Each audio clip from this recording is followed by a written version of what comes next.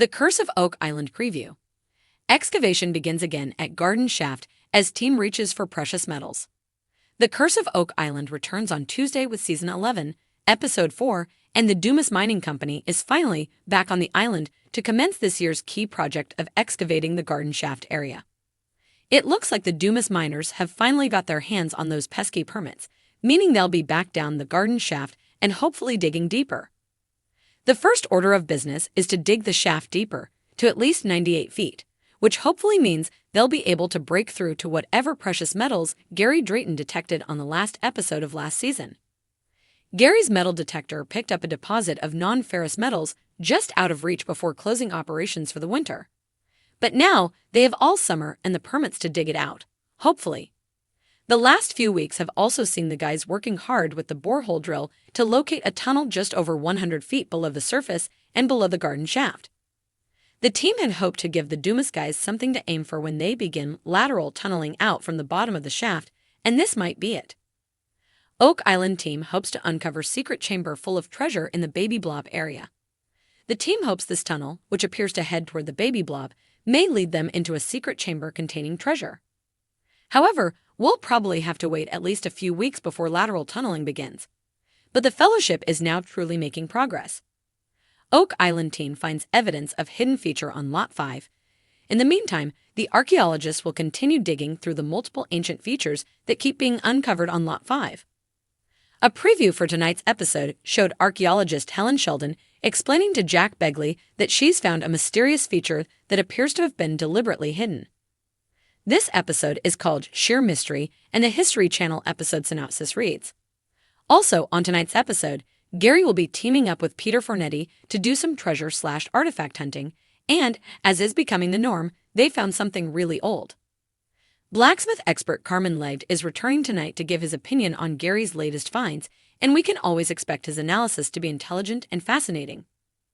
The new season of The Curse of Oak Island ignites with high-stakes promise and renewed hope, as the Fellowship of the Dig returns to their most tantalizing excavation site yet, the Garden Shaft.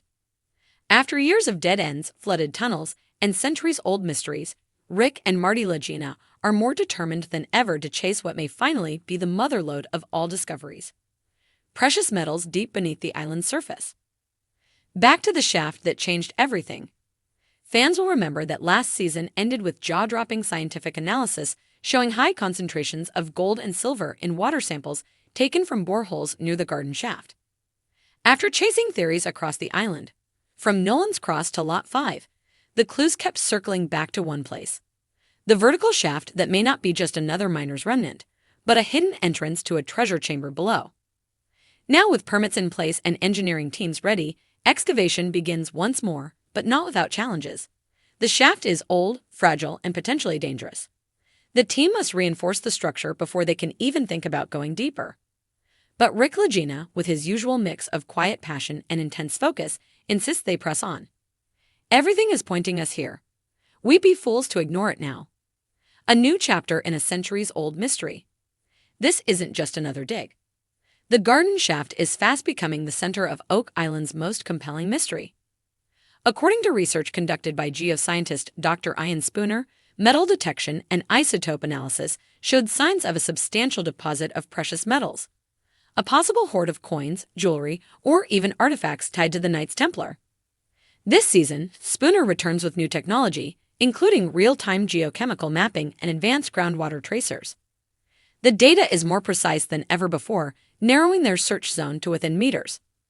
It's like we're standing on the roof of a vault, he says. Meanwhile, We just need to find the door. Miriam Amaralt and historian Doug Crowell have been working on tying together clues from archival maps, ancient shipping records, and local folklore. The garden shaft's location appears in more than one 18th century survey map, but with strange notations, as though it was deliberately obscured.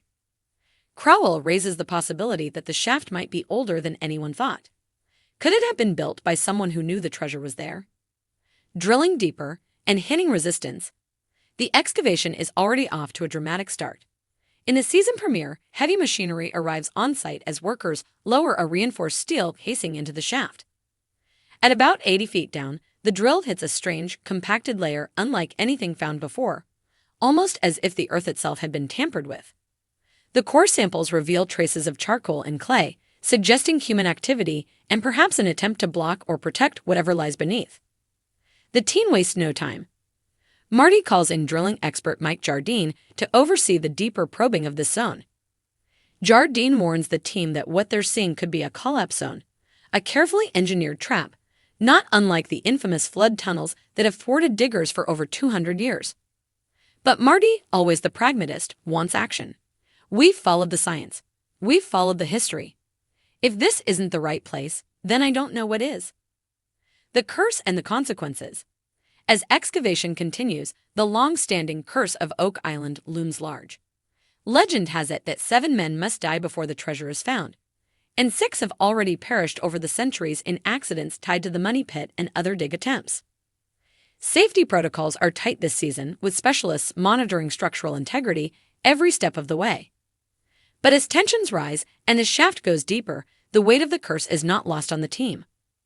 Rick grows increasingly contemplative, often found walking the island alone, reading old journal entries and maps by lantern light.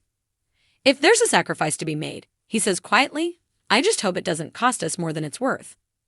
Still, the energy is palpable. Gary Drayton, ever the enthusiastic metal detecting expert, takes to nearby spoils piles and shoreline zones, uncovering several intriguing finds: a Spanish coin, a decorative clasp, and a rusted tool, possibly of French origin. Each find is bagged, tagged, and examined, raising more questions than answers, but always pulling the team closer. Hints of what's to come. This season, the garden shaft isn't just a dig site. It's the beating heart of the mystery. Could this finally be the year the Laginas and their dedicated crew uncover something undeniable? The tone of the new episodes is hopeful, yet tense. Every discovery comes with the potential to change history. Theories about pirate treasure, Masonic secrets, and even religious relics like the Holy Grail or the Ark of the Covenant still swirl, given new oxygen with every inch dug. And just when the team thinks they're making headway, a late-night sonar scan reveals a hollow chamber beneath the shaft, roughly 10 feet wide, with signs of vertical supports and possible metallic interference. As the episode ends, Marty's voice cuts in with a stunned whisper. Guys, we may have just found it. A season like no other. The Curse of Oak Island has never been just about treasure. It's about obsession, legacy, and the unrelenting human desire to seek truth and mystery. With the garden shaft as their focus, the team is closer than ever. But Oak Island doesn't give up its secrets easily. This season promises more breakthroughs, more twists, and perhaps, just perhaps, the ultimate payoff. So, buckle up. The garden shaft is opening wide, and what lies beneath could rewrite everything we thought we knew about history, fortune, and fate.